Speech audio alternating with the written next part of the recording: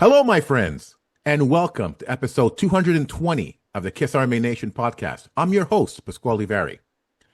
I was expecting Claudio to say, and I'm Claudio Spira. Yeah. But Claudio is still on vacation, but we are joined by Patrick de Montigny and Eric Brunet. Welcome back to the show, boys. Good to be here. This is the first time we're doing a discussion panel as a trio. And, I'm glad we're doing it on Eric Singer. As most fans know, Eric will not be attending the Kiss Cruise Landlocked event in Las Vegas. And we have no inside information as to why. But regardless, it's really a shame.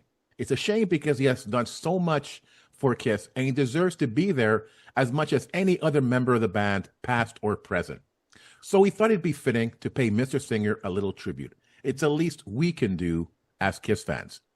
So before we pay homage to this amazing drummer, I'd like to get your thoughts about this particular oversight. Why do you think Eric was not invited, is not going to the event? A lot of speculation about what is going on. What do you think is going on? Patrick, we'll start with you. Hard to say. Maybe he's at a point in his life where he can maybe do things that please him, and maybe he's not too much into that kind of thing. So I'm saying, after 20 years, he could say, well, you know what, I'm gonna do because he was technically a member of the band. So when the band would do things like that, he was sort of like, you had to go along with it. But now maybe this is all maybes, but maybe he's a free agent. So therefore he can do what he wants, so probably maybe he doesn't feel like it. Oh, so you think he refused? Possibly, but again, maybe what he was being offered didn't meet what he was expecting. I don't know. It's hard to say, really, because they're not saying anything. It sounds like similar to when Peter didn't commit to the farewell tour of Japan and Australia. So, kind of. Right. Didn't know why. Just, Eric Singer is going to be the Catman and he's going to do these shows, but you don't really know what's going on.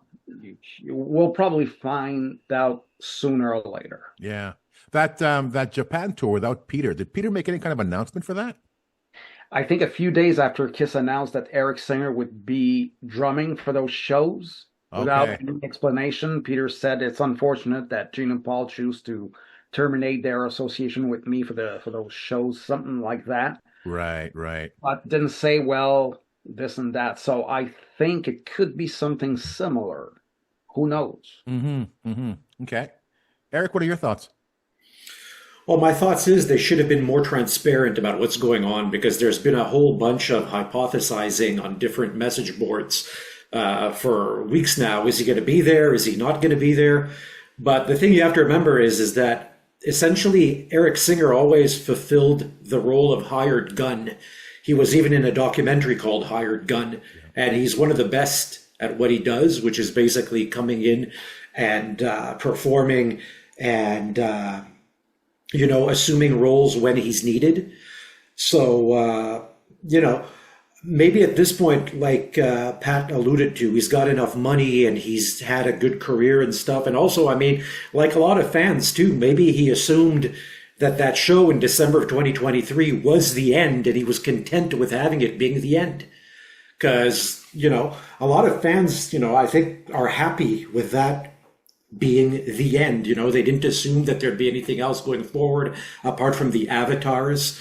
So even though it was always speculated that the Kiss Cruise can go on, as far as what happened, we can only offer a hypothesis. But we have to remember also that things were not always pleasant between Eric and Gene and Paul. There was that whole debacle with Carnival of Souls where actually it was shelved, and he had sued the band.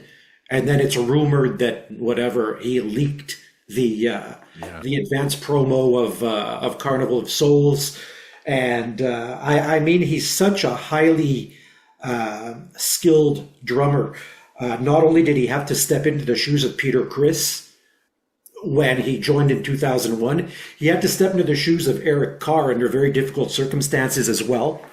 And in a lot of ways, he had to alter his drumming post 2001 to kind of fit into that whole mythos of the original four, because his drumming, his double bass drumming, is actually a lot more complex than what he did from 2001 to 2023. So I'm sure in some ways maybe he felt restrained, but at the same time, it's an iconic band in the twilight years of their career, with a ton of money still coming in, generating revenue.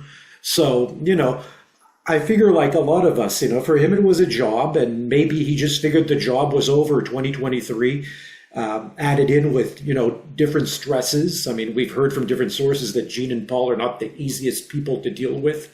So maybe he's just happy closing that chapter of his life. And I mean, we really haven't seen that much of him. Actually, a picture turned up, I think, last week of him at a Firehouse gig. So, maybe he's just enjoying a more quiet, sedate lifestyle for the time being. Mm-hmm. The whole theory about Eric being a hired gun, you would think that I'm doing a job, it's just a job, then the job is finished, I go on to my next job. That's it, that's all. But I think it means more to Eric than that, not just in Kiss, but in everything that he's done. When Paul and Gene started the reunion tour, and obviously Eric and Bruce could not be on it, Eric was really upset about that. Now, why would he care if he's a hired gun? It's like, okay, I'll move on to my next thing. That's what I've been doing all my life. This is no different. I think he feels like, with everything he's given the band, that they could at least give him something in return. And he always feels that, this is all me, by the way, that he always feels that I'm giving, but I'm not getting anything back. And this is how I'm repaid, And I think that's why he was upset. And I have a feeling that it's the same situation right now.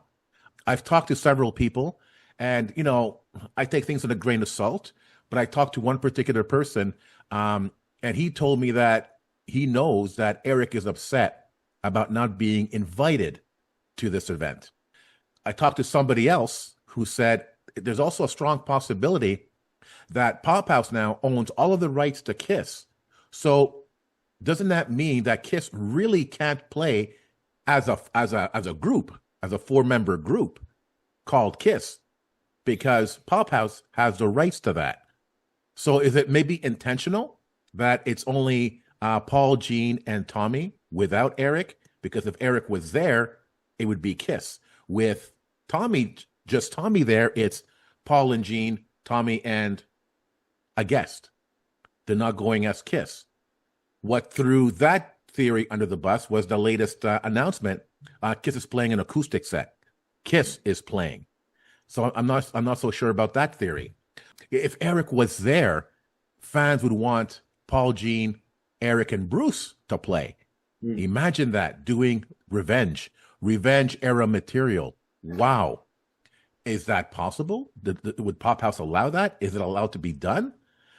If Eric is there, would it cause problems because this is what fans would want? We want to avoid that problem? I don't know. But it makes no sense to me that Eric wasn't invited to this for whatever reason. And it's going to be strange seeing another drummer in his place playing with Paul, Gene, and Tommy. I don't know. And what bugs me too is that, I'm listening to the fan reaction on other podcasts, and it's like Eric has given over 20 years of his life to the band. And it's like fans are going, he's not there. It's not there. I'm still going to enjoy it as much as I would if he was there. If it wasn't there, it doesn't make a difference. Oh, and it'd be really cool with a different drummer there. It'd be something different, something special. Let's see how that drummer does, I don't hear much about people being upset that Eric won't be there. And that's unfortunate. I think fans should be more upset that he's not there because he's given so much to the band. Let's give him something in return as Kiss fans. Let's give him our loyalty because of him and Tommy, Kiss has been around for an extra 20 years. And if it wasn't for them, we wouldn't have all these memories, all these experiences. We wouldn't have met all the people that we did. It's thanks to him. And he deserves much better.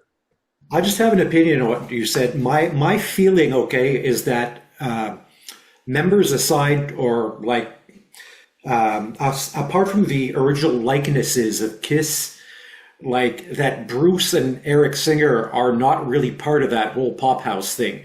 The reason I would think that is that whole disastrous thing with the Asylum merchandising where Bruce and Eric Carr were excluded from the t-shirts. Yeah. So I don't know how much dominion pop house has on Bruce or Eric Singer. That incarnation of the band, I don't know. Obviously, they do have possession of the name Kiss, the branding Kiss, the makeup, the rights to the makeup. But in terms of subsequent members that didn't wear makeup, I don't really know how much they can do about that. So, I mean, my feeling would be that they would be able to play without makeup and do Revenge era stuff. But maybe there'd be a question of licensing in terms of the songs that they're performing, since it's now owned by other entities, whether it's Universal Music or Pop House. Right. Pat, you're going to say something? I'm saying maybe they could have done, if they were going to perform as the Revenge lineup, instead of calling themselves Kiss, they could call it Revenge, just like Black Sabbath did when they reunited with Dio in 2006, I think. Right. Mm-hmm. Could be something like that. Why not? A lot of potential. And also, it could also be a contract thing too, right? Because after the end of the road, Tommy and Eric no longer have contracts with Kiss. So I guess it's a matter of renewing that contract. That they have to write up a contract with a new contract with Tommy, not necessarily a Kiss one, but as a performer, and maybe writing the same contract with Eric. Eric didn't like the terms of that contract.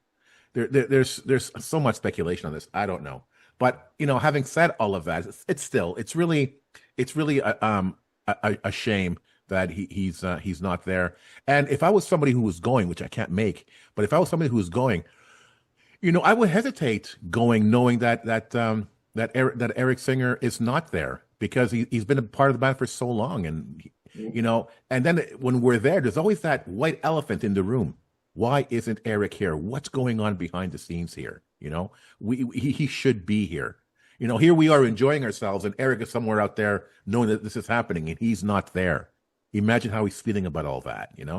I feel bad for the guy. Okay, so as I mentioned in the intro, as Kiss fans, the least we can do is pay tribute to Eric, and that's what we're going to do here tonight. So let's start with the first question. So clearly, Eric was a great fit for the band, right? Having worked with Lita Ford, Alice Cooper, and Badlands, just to name a few. Did these experiences shape the drummer that he was to become in Kiss? Eric?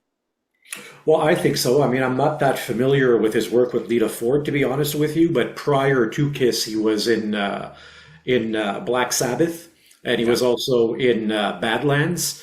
Now, Black Sabbath, at that point, much like Kiss, was going through a revolving door of member changes almost on every album. But he managed to pull together a very, very... I'm most familiar with The Eternal Idol, which was the second album he did with Sabbath. And to me, that's pretty much a classic album, apart from the iconic Ozzy and Dio years. And there's a lot of really heavy drumming on there. And even if you listen to The Shining in parts... and a couple of the songs there's parts in there that are reminiscent of the heavier stuff he did in Kiss, like Unholy. So I think he was probably prepared in a way by the dynamic of coming into a situation where, at that point, Tony Iommi was basically Black Sabbath. Mm-hmm. That was basically Black Sabbath. He was a hired gun there. So Tony Iommi was to Black Sabbath what Gene and Paul were to Kiss when he came in. Now, how did that prepare him for Kiss? I think his style was already pretty much established. Now, Badlands was more a format of a band, I think, with equal members, though it could be argued Jake Ely was leading it. But that as well, a band context, and those were very well-received albums. But in terms of preparing him for Kiss, I don't think anything prepared him as well as the Paul Stanley Solo Club tour of 1989. Right. So much so that apparently when Eric Carr saw that show, he felt a little bit of insecurity in terms of how well the songs were coming off live. And, he had a little bit of job security, thinking that Eric would take his job back then, which is ironic given how things turned out. Yeah. But that was a fantastic tour, and I mean the chemistry of that band was amazing, and I think even prior to the Hot in the Shade tour, that was kind of a precursor to the band embracing their deeper cuts and their roots, because there are songs on there like "Come On and Love Me" that hadn't been done in a long, long time. Paul Stanley's solo material, stuff that was exacting as it comes to drumming, stuff that maybe other drummers wouldn't have been so capable of, but Eric did it super well. And I think by the time he came in for God Gave Rock and Roll to You and for the Revenge album and for those tours between 92 to 95 that were so great musically, I think that he had already settled into a comfortable type of chemistry with Paul and Gene afterwards. And it really showed, because those were, you can say what you want. To me too, the original lineup is the one that's most sentimental for me. And when I think of Kiss, I think of Gene, Paul, Ace, and Peter. But I don't think you can argue with the fact that musically, some of the best shows they did were from 1992 to 1995.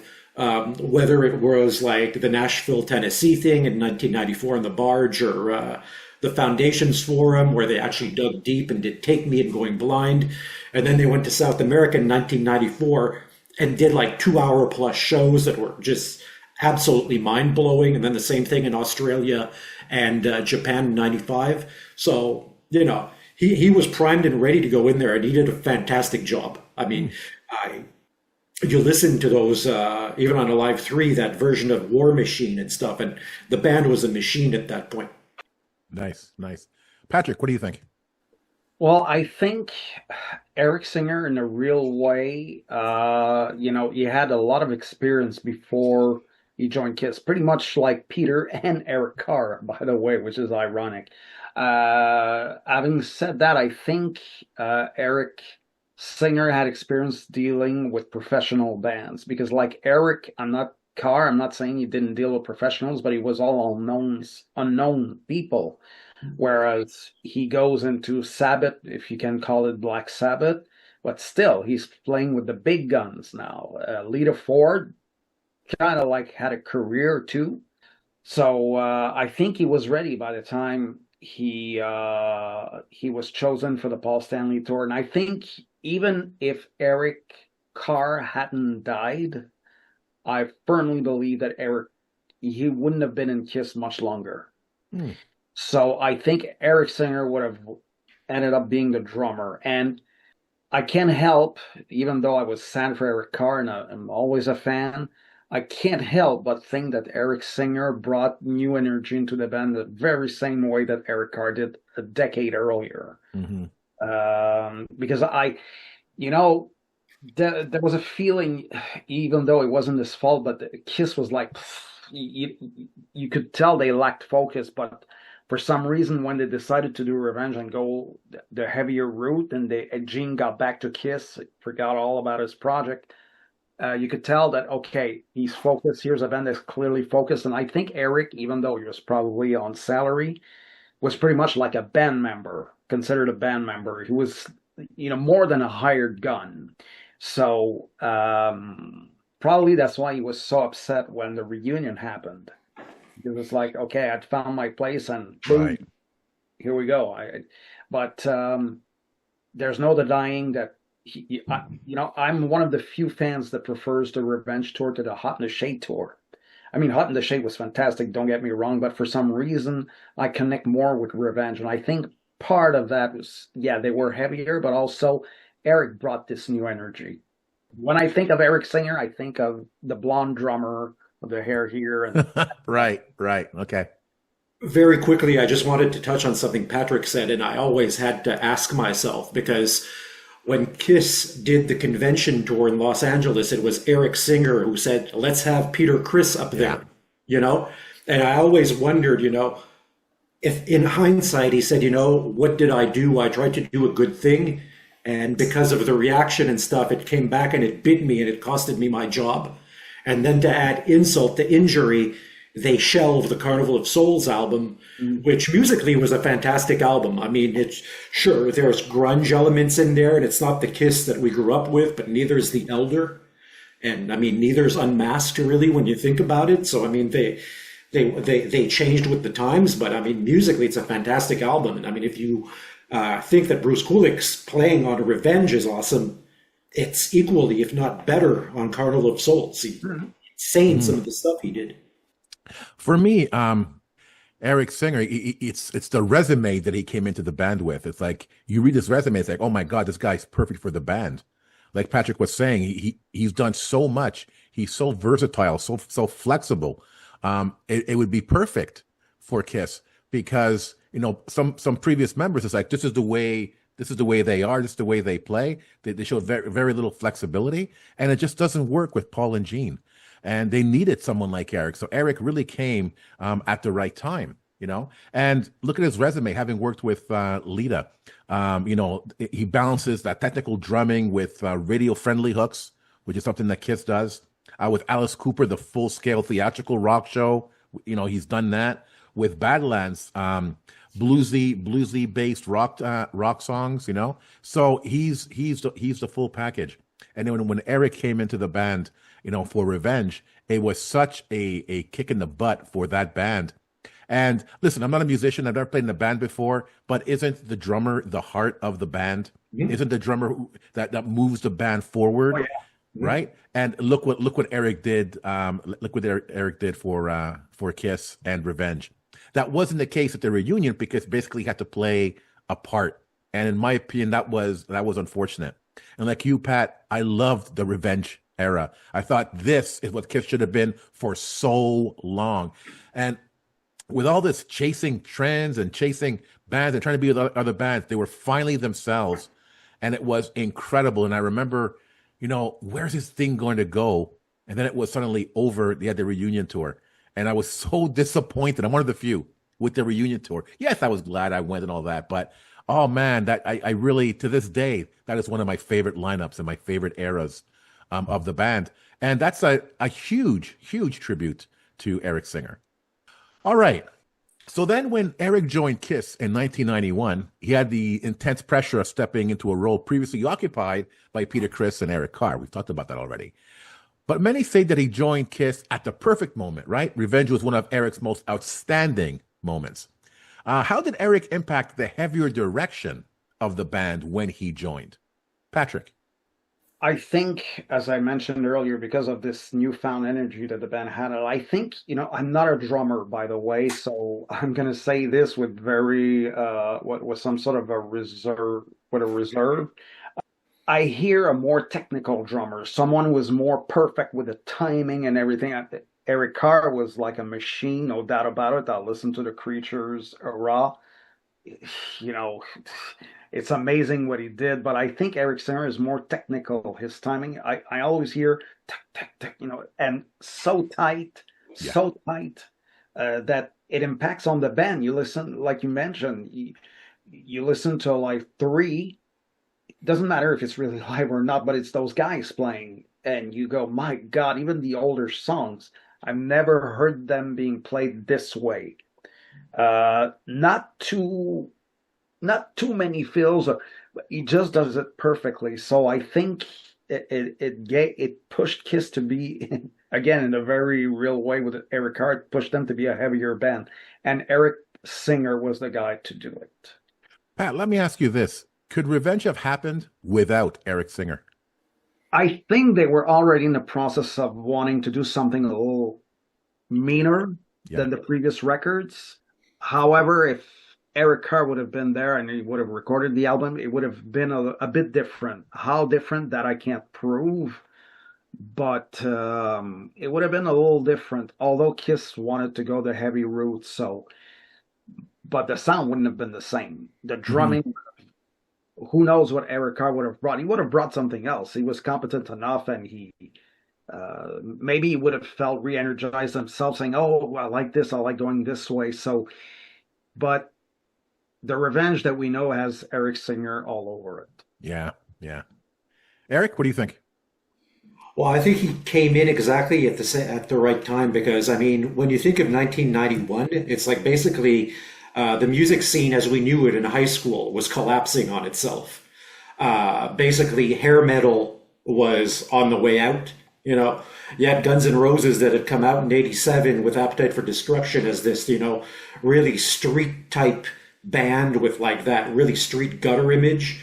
And now they were playing Elton John type songs up on stage with Axl changing his jacket and wearing Miami Vice style jackets that were like bright blue and bright pink and stuff and whatnot. It's just a very strange time. And I mean, bands like Poison were going over to Native Tongue, and Motley Crue was basically in the process of getting rid of Vince and going to John Corabi. So the wheels were in motion for what was to come next, but I just don't think many of us knew in 1991 that what was coming next was grunge on the scale that it would come. So, and to be perfectly honest, a lot of great drummers came out of the grunge movement. I mean, I don't love that scene, but it was a heavier type music, a lot of hard hitting.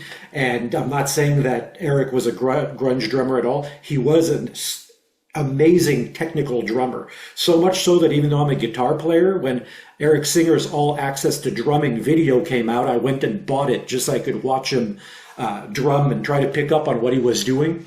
And they have some drum cam footage on there, I think, of Parasite, and it's just mind-blowing what he does. I think Eric Carr, okay, it's like a sentimental attachment to Eric Carr. He was the best fit for Kiss at that point, kind of the same way Peter Criss was the best fit in the 1970s. He might not have been the best drummer, but he was the best fit. Mm-hmm. And it was the same thing for Eric Carr. But in terms of a real technical drummer that could push them to the next level musically, I think they needed Eric Singer to bring them to that point. Now, I think also it was like a 10-year renaissance of heaviness because Creatures came out in '82 and then Revenge came out in '92. And really, if you consider it, Alan Schwartzberg on the Elder aside and stuff, really the debut album for Eric Carr was Creatures of the Night, which was one of their most heavy albums, and the same thing for Eric Singer. So it seems that whenever they get re-energized, it corresponds to a really heavy album and a heavy direction. And that's kind of the direction they went in. And it might have been calculated in a way because I do remember, I don't know if you guys remember this, around the time of the Hot in the Shade, there was a survey done by whoever was managing them at that point, or right before Glickman Marks or someone got fired. I can't remember who was managing at that point, but a survey was sent to Kiss fans saying, what would you like more of? What would you like less of? And a lot of the Kiss fans had responded, less ballads. Have either of you seen this survey thing? I don't remember that. I don't remember that. Sounds familiar. Yeah, a fanzine had printed it. Right. So it always stuck with me that they were actually doing market research, though it shouldn't have surprised me at all, right? Because, I mean, they're the uber capitalist professionals, and it was a time when the music scene was in flux. But they actually did kind of like a sounding board as to what fans wanted, and resoundingly what it was more Gene and more heaviness. And that's what we got. When Eric was doing the solo show with Paul, was Revenge at that time in the works? Or was it just an idea or nothing at all? No, it was Hot in the Shade. So there's no Revenge at that point? 89, no. Kiss was going to do Hot in the Shade shortly after. When Eric was playing? With Eric Carr playing, yeah. And I mean, if you look at Hot in the Shade also, it kind of shows you where the band was at that point. Because I kind of always, even though I like Hot in the Shade, you listen to that album as a cohesive album trying to make a statement. And really, it always sounded to me like a collection of demos that you would have picked up at Rough House Stuck that were polished, but hardly. Mm-hmm. Because from Read My Body to Forever to this one and that one, I'm not saying that there's not good songs on there, because there's great songs on there like Silver Spoon, but it's a very eclectic album with like Cadillac Dreams and stuff, which showed the band to be completely lost, which is why I think they they decide to go back to the well on the tour and actually mine the catalog to try to get back to what they were doing. They were known for doing best. Because I'm just wondering, with Eric Singer doing the solo show with Paul, did Paul go, "Oh my God, this guy is incredible"? And if we, what about a harder edged album? Because if we have him, we could definitely pull this off. So I'm wondering if that was the catalyst to Revenge. It could have been because, as I said, I have a feeling from when you read interviews and things like that things weren't going well with Eric Carr, regardless of before he got sick. So as I said earlier, I think at some point Eric would have been like, "Okay, you're going to join the band because this isn't working with Eric Carr anymore." If I could just interject again, isn't it public knowledge that at some point there was kind of like a discussion between Eric Carr and Fred Coury about Eric Carr's possible, options outside of Kiss? Where First time I've ever heard of that, but it wouldn't Me too. surprise me. Okay. Shock me, ha ha ha.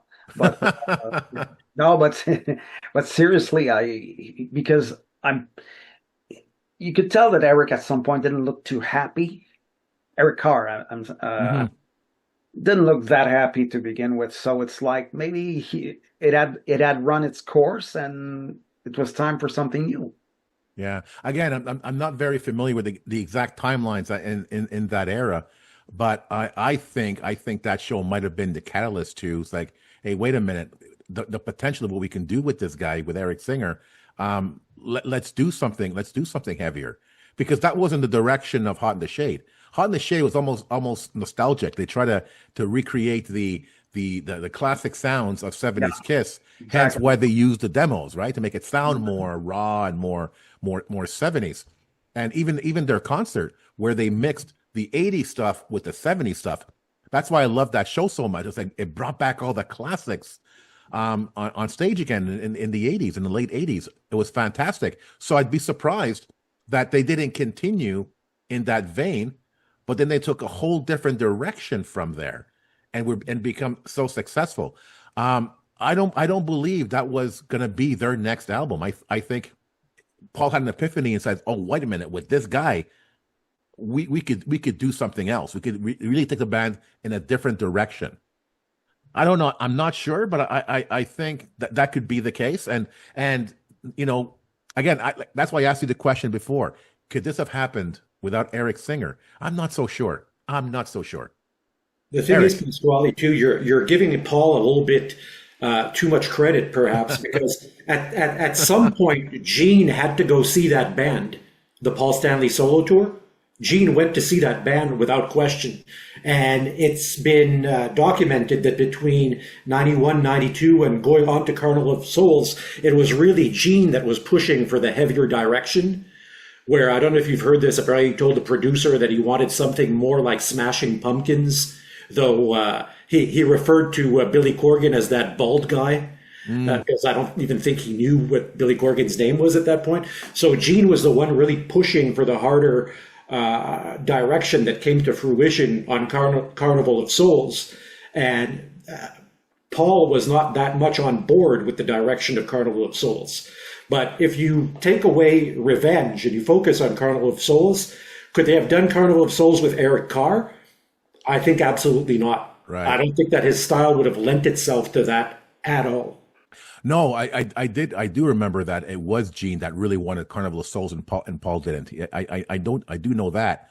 But listen, look at the stuff that Gene came out with in the 80s. Such garbage, And for the first time, the opening song was a Gene song. The first video was Gene. And I remember somebody was saying that the first song needs to be a Gene song. It needs to be Unholy, because that really represents the spirit, the theme of the album. And I think Gene wanted more of that. He got that taste of, I'm at the front of the band right now. I define this form of music for the band.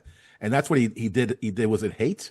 That was like the sister song to Unholy, right?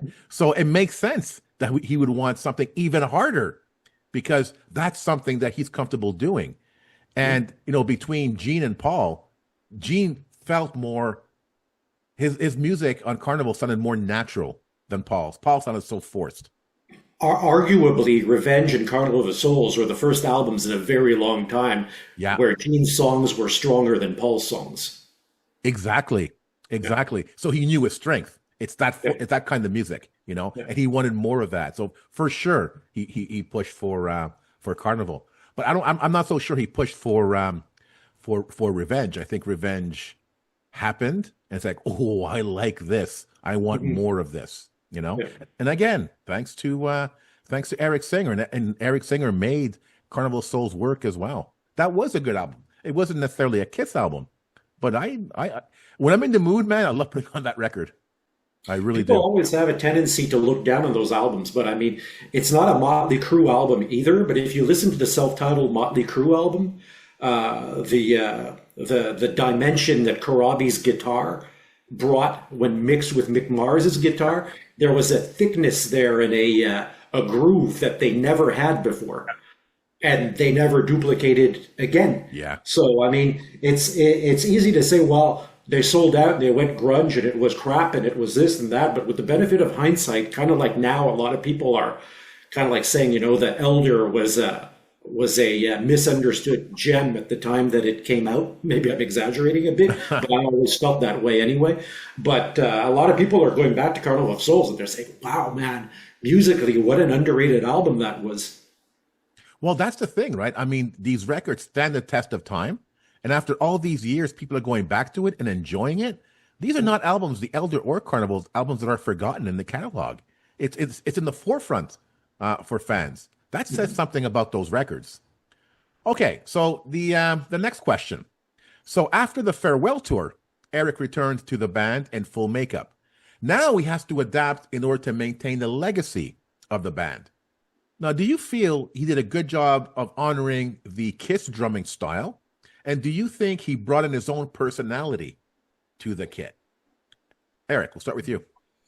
I think he did a fantastic job. I think he had, like, honestly, at least, well, between him and Tommy Thayer, they had the worst jobs in the world for a while, because the online hatred for them wearing the makeup and stuff and whatnot was just out of control. And a lot of people, would not understand, for whatever reason, that it wasn't really Tommy and Eric's decision to wear the makeup. They're not the ones that called the shots. So, and I'm sure Eric Singer, that was a tough pill to digest, because Eric Singer had to know, and I mean, I'm sure he's very cognizant and has even expressed that over time, that he's a far superior drummer to Peter in a technical sense. There is no doubt about that. So yeah, given the fact that he was kind of given the short end of the stick, here you go, you're going in there, and Trial by Fire, the shows in Tokyo and Australia with Ace that were absolutely phenomenal. Some of the best shows, I think, like these deep cut shows, not that they were playing deep cuts, but I mean, these shows that no one thinks of because there are only a handful of them. But you listen to even the Off the Soundboard, and it was a unique chemistry that really could have worked out really well long term with Ace, had it worked out. Yeah. So I think he was kind of thrown in there, Trial by Fire, and he did an amazing job. In terms of interjecting his personality, not enough for me, because I missed the double bass drum and the stuff that he was doing from 92 to 95. That's my biggest gripe.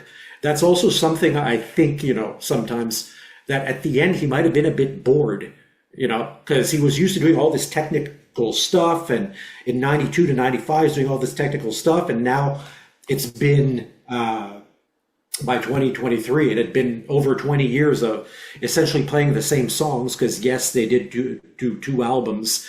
But when it came time to do the End of the Road tour, which was such a long tour because of COVID, they were going back to the classics. So he's adapting it to be more like Peter.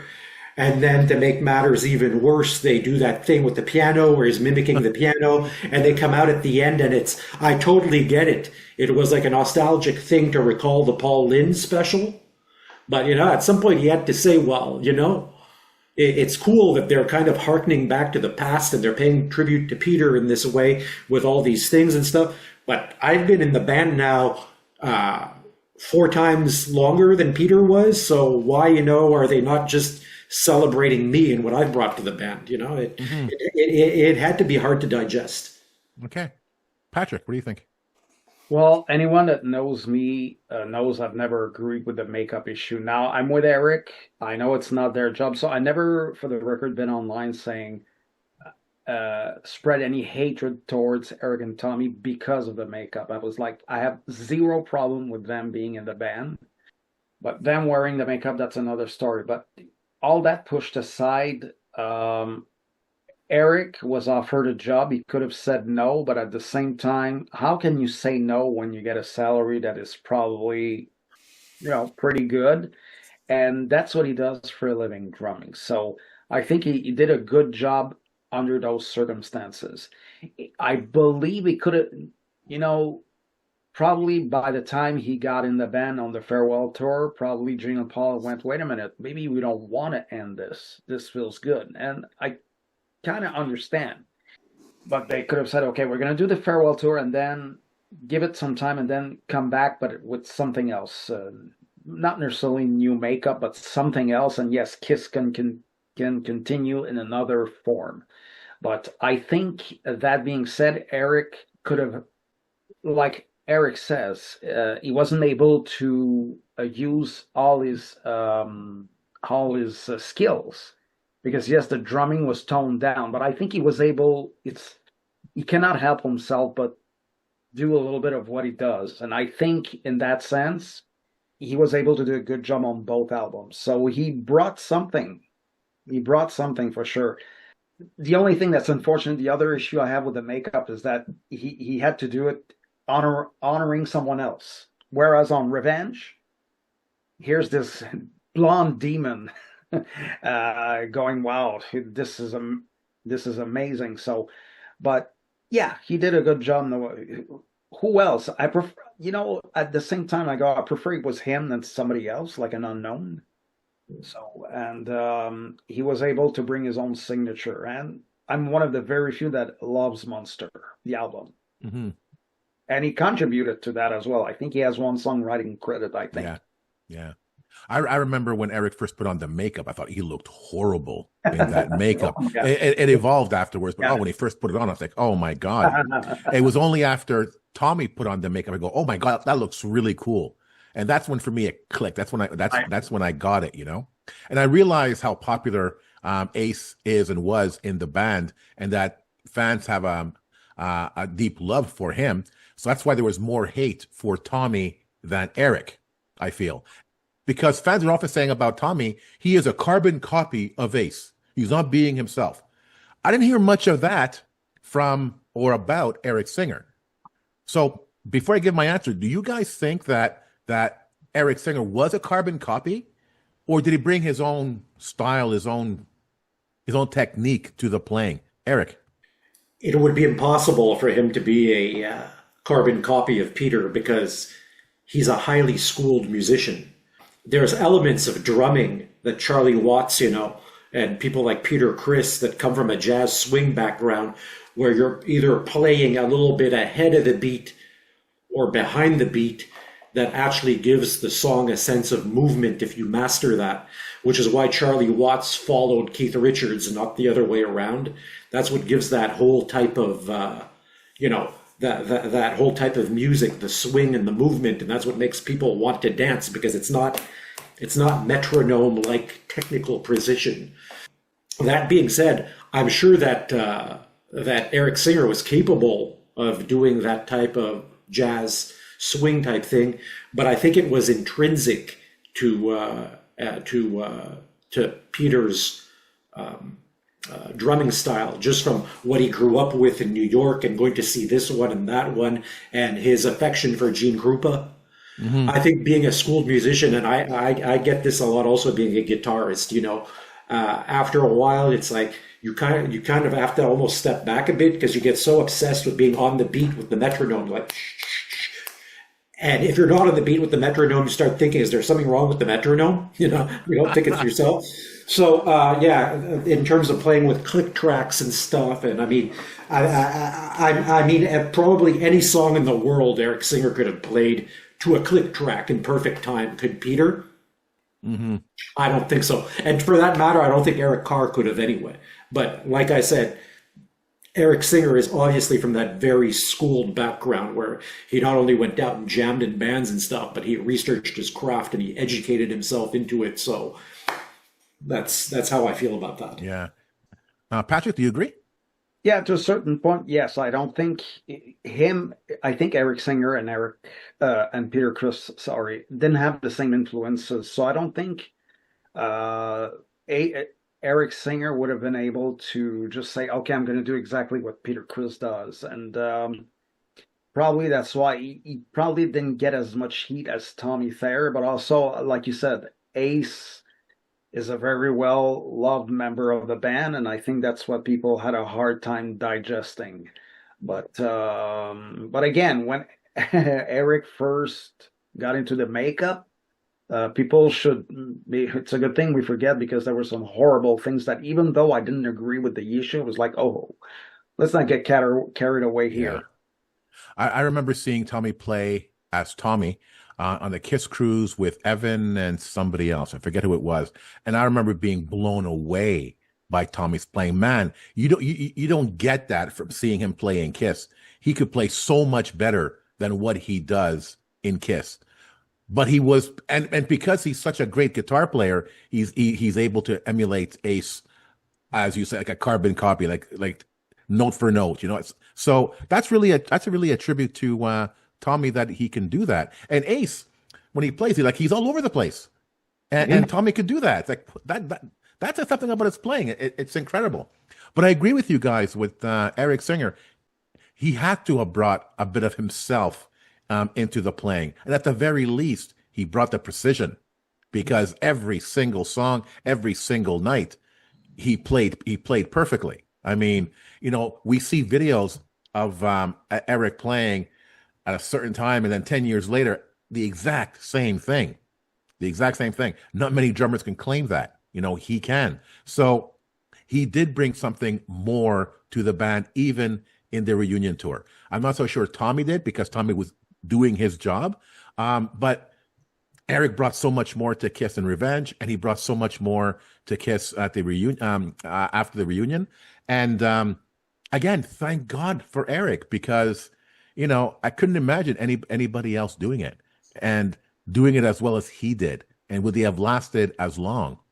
And that brings up the next question, because it's not just about his playing, but it's also about his relationship with Paul and Gene. So do you believe that his relationship with Paul and Gene also influenced the dynamic of the band, both musically and personally? Also considering that he was the longest tenured drummer in Kiss. Was that also a factor with Eric Singer and Kiss? Patrick? You know what? I have a feeling, from what I can tell, that he got along well with Gene and Paul, because he played for so long with them, and even you could tell that the dynamic was good, particularly in the Kiss Confidential video about the Revenge tour. Bruce, of course, he did mix well with Gene and Paul, but fortunately, him being out of the picture for so long. But Eric, I think he had a great dynamic with Gene and Paul for sure, because they called him back immediately when things went sour with Peter in 2001. And then when they decided not to continue with Peter after 2003, again, he was called back, and they said, would you like to do this? So again, I think it's all a matter of, probably they work well. They have a great dynamic. Probably Eric knows what he has to do, and did the job. So I think Eric is professional. Also, that helps a lot. And I think Gene and Paul, that's what they expect from their fellow players. They want people who show up on time and be totally professional and dedicated. And of course, Eric was all of that. Mm-hmm. All right. Our Eric, what do you think? Yeah, I think that he knew the drill going in, because he was so used to being a hired gun. Did certain things rub him the wrong way? I'm sure certain things did, but I mean, you have to look at the bigger picture, right? It's an iconic band, and you can't forget also, Eric's stories about going to go see Kiss in 1975 with the New York Dolls in Cleveland. There had to be a bit of a wow factor the whole time too, where he's being driven to the venue when he's telling himself, "Man, I saw these guys play like in 1975 on the a live tour, and now I'm playing with them." So I'm sure that influenced, his decision to maybe bite his tongue certain times if he was being told certain things by Paul and Gene that weren't, necessarily 100% cool with him. But at the same time, too, I think that Paul and Gene were quite considerate to him in some ways. Because if you think about it, right, Eric Carr was in the band for how long? He was in the band for 11 years. And he sang one of his own songs and the cover of Beth that he didn't want to do. That's right. Eric Singer got a lead vocal on both Sonic Boom and Monster, if I'm not mistaken, right? So that even though technically on paper he might have been a hired gun, I think they were really trying to push that type of band image. So it was back like in the 70s and stuff. So I'm sure that was something he appreciated, because not only is he a great drummer, but he has a fantastic voice. So, yeah, I imagine there was stress and strain and stuff, but I mean, when you tell yourself, you're touring with one of the biggest bands in the world, with one of the most iconic reputations, Paul has a reputation as the greatest frontman, and I mean, on top of it, the pay doesn't suck. I'm sure these are all things that influenced him to stay for whatever it was, the 21, 22 years that he was there. Mm-hmm. It's interesting. The question is about the relationship with Paul and Gene. I think if you're going to have any relationship with Paul and Gene, it's going to be a business relationship with Paul and Gene. I could imagine all those years with Peter and Ace, the inconsistency within the band, the not knowing what's going to happen next. Are they going to show up to the show? Are they even going to be sober at the show? What's going to happen during the show? My God, how many years of that have they gone through? And as Paul and Gene evolved in the band, they became more business savvy, more professional. And they were always professional, but this is what they've always wanted. And now with Eric Singer, I think what added to the band in this case was his professionalism. Mm-hmm. And this is what Gene and Paul recognize. Here's a professional. Here's someone that's consistent. He might not like everything, like you were saying, Eric, but he's still going to do the job because he's a pro. He's going to shut his mouth, do his job, because he knows that it's not just about him. It's not about the members of the band. It's bigger than the band. It's the business of the brand. And Eric was very well aware of that. And I think that's what really made him last so long in the band. It's exactly what Paul and Gene needed for so many years. There's no way they were going to give that up. And like you guys were saying, how many times was Eric called because they needed him? They were desperate and they needed him, but they knew they can get him. They knew that he can jump on board the next day, do the show, no problem. But it's almost like, looking back now, like we're going back to the Las Vegas thing, that he's being taken advantage of. We're gonna call him when we need him, and then when we don't need him, we're not gonna call him. When now it's about the fans, it's about celebrating the legacy of the band. Here's an opportunity for Eric to be part of that legacy with the fans and with the band, and he's not there. It's like, what a slap in the face that must be to Eric. It's like, and what? There's no business model here. There's no business reason why not to have him. And that's what I'm thinking. There's got to be some kind of business-related reason why he's not there, because otherwise he would be there. Hopefully, one day we're going to find out, because I just don't get it. Go ahead. I'm sure with the amount of podcasts and stuff that are out there too, unless he has an NDA that's still a non-disclosure agreement that for some reason is still active, at one point we will find out. Yeah, for sure. All right. So final question to our little tribute to the man himself, Eric Singer. So since the end of the road, there's been a lot of talk about the legacy of Kiss. So looking back at Eric's entire career, what do you think his ultimate legacy is within Kiss? And what is his legacy as a rock drummer as a whole? So is there an Eric Singer legacy with Kiss? Is there an Eric Singer legacy outside of Kiss? And are those two things separate or are they intertwined? Complex question here. Eric, what do you think? I think they're intertwined, and I mean, I think Eric Singer can absolutely go to bed at night and say that, he's in the upper strata of musicians that, accomplished everything he wanted to accomplish and more. Because, I mean, we just touched upon certain things, but I mean, he toured with Gary Moore, which is one of the most celebrated Irish bluesmen of all time. He also toured with Brian May from Queen, who's one of the most celebrated rock guitarists. He did 3 albums with Alice Cooper. Brutal Planet, which was one of the heaviest albums like Revenge that Alice has ever done. Countless tours with Alice Cooper. Black Sabbath album and tour. Badlands, which, I mean, unfortunately, due to situations with Ray Gillen, you can't buy the back catalog anymore due to a court decision.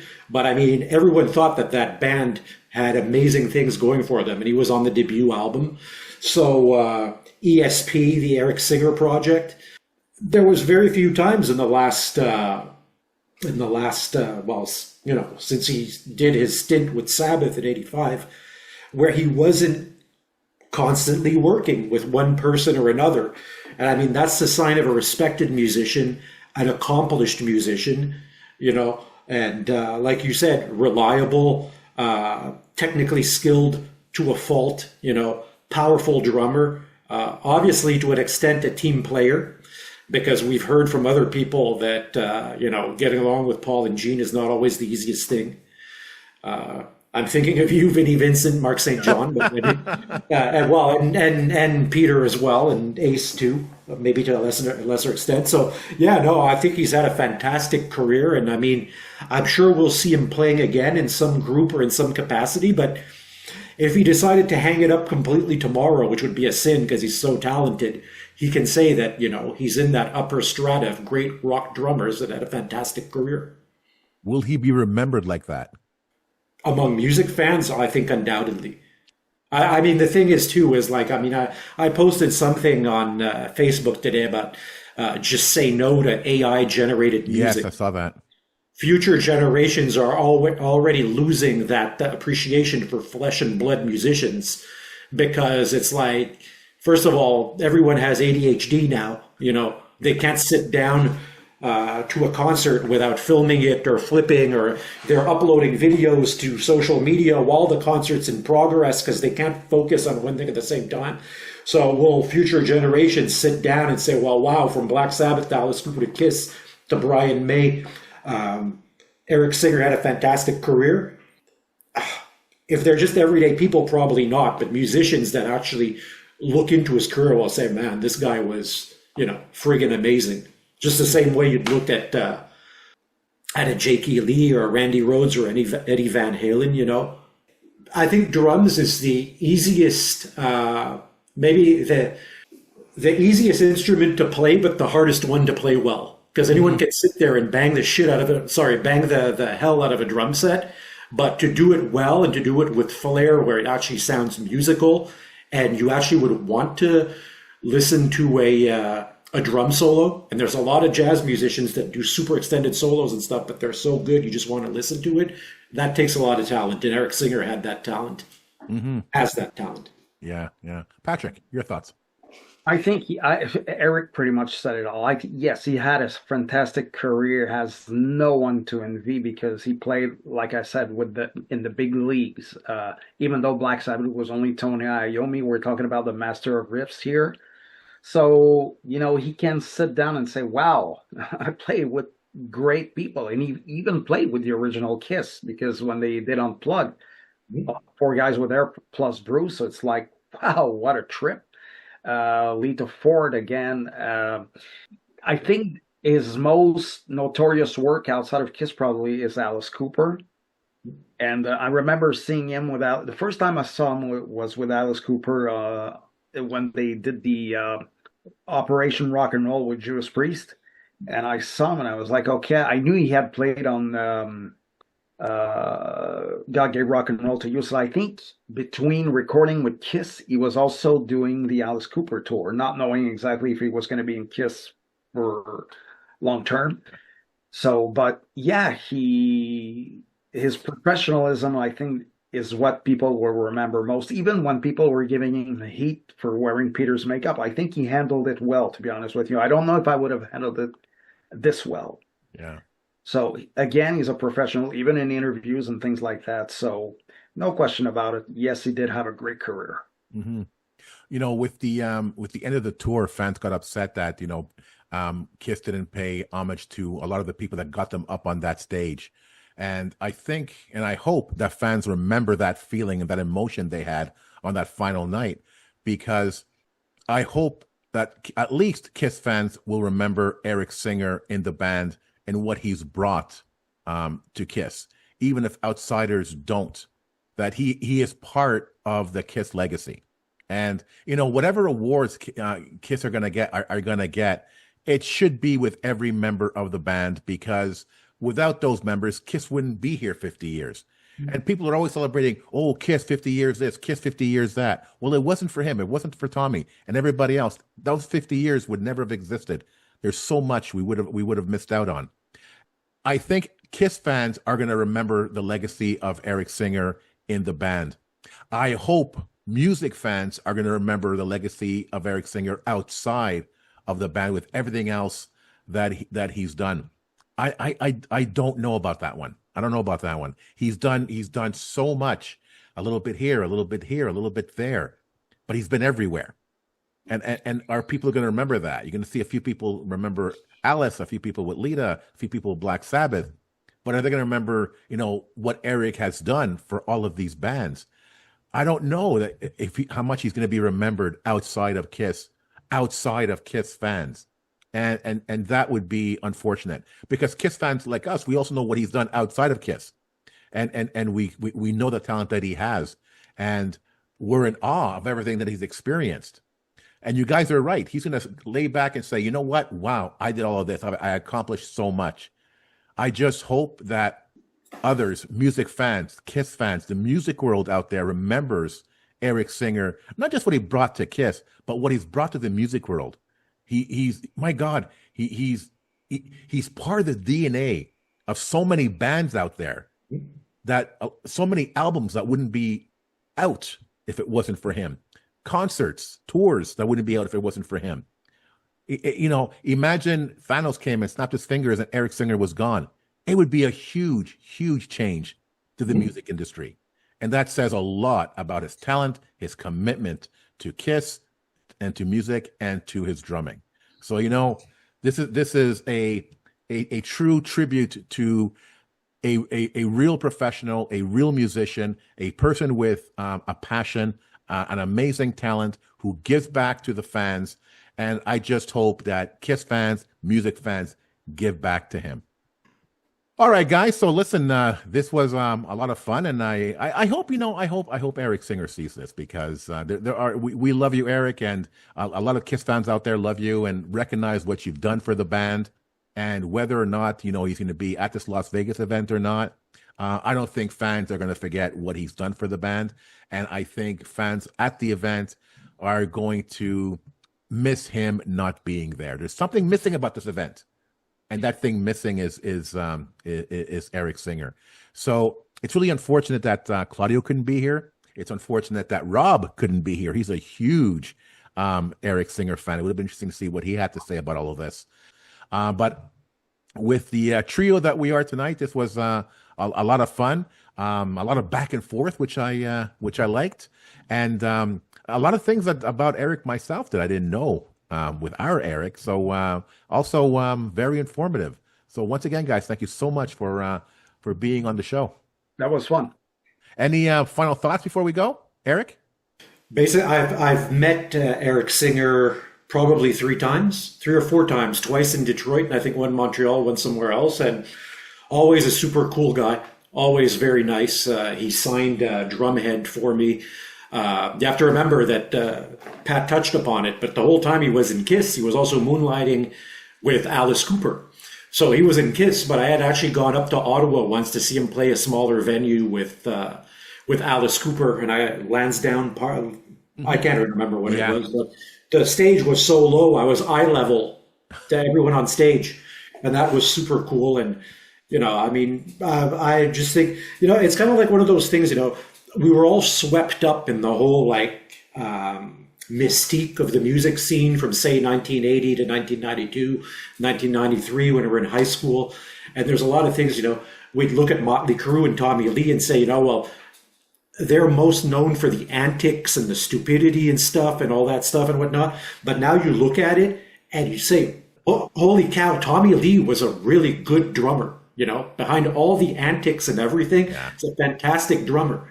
And then, now we're looking back, at Kiss maybe was known as a theatrical band, with the big stage and the stuff and whatnot.